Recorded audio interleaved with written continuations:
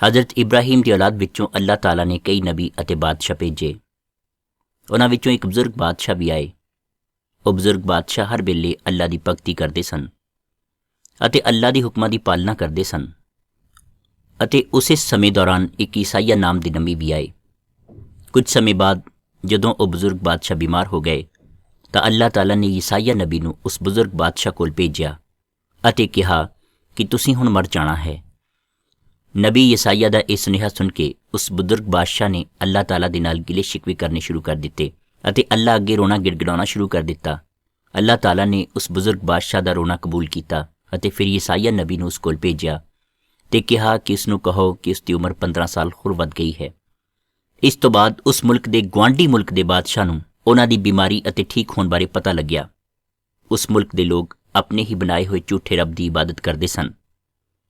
जदों उस मुल्क के बादशाह नूं बजुर्ग बादशाह की बीमारी अते ठीक होने बारे पता लग्या तो उसने अपने कुछ खास बंदे एक तोहफा दे के कुछ खतां समेत उस बजुर्ग बादशाह कोल भेजे।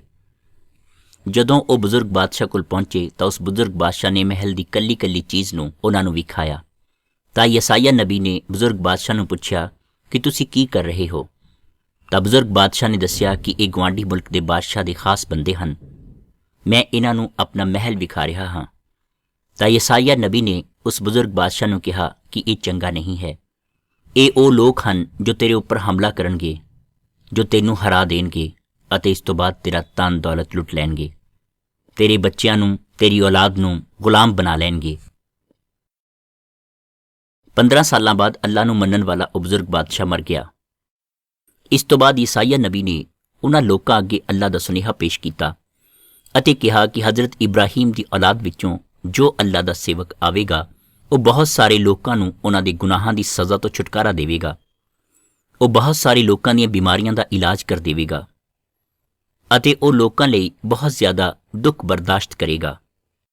इस दे बावजूद भी उसनूं सताया जावेगा, उसनूं कई तकलीफां दित्तियां जाणगियां, उसदे थप्पड़ मारे जाणगे अते उस अल्लाह दे सेवक बादशाह नूं तंग किया जावेगा।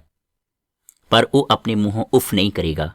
वो अपनी जिंदगी नूं इस तरह बसर करेगा जिवें एक लेले नूं कुर्बानी नहीं लैके जाया जा रहा होवे अते वो लेला इस तरह लै जाया जा रहा होवे जिद्दां कि उसनूं बाल कट्टण लई लैके जाया जा रहा है अते वो मूहों कुछ भी नहीं बोलदा।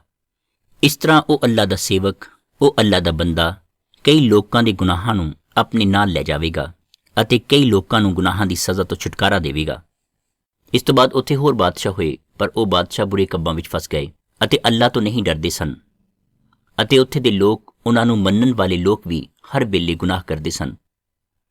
इसी वजह करके जिवें ईसाइया नबी ने दस्सिया सी कि उस अल्लाह नूं मन्नण वाले मुल्क दे बादशाह ने इस मुल्क उत्ते हमला किया अते हज़रत इब्राहीम की औलाद नूं कैदी बना लिया अते बाकी सामान नूं अपने नाल लै गया। हुण वो इब्राहीम की औलाद वो सारे लोग ये सोचते सन कि कदों अल्लाह दा सेवक वो नेक बादशाह आवेगा जो सानूं साडे गुनाहां दी सज़ा तो छुटकारा देवेगा।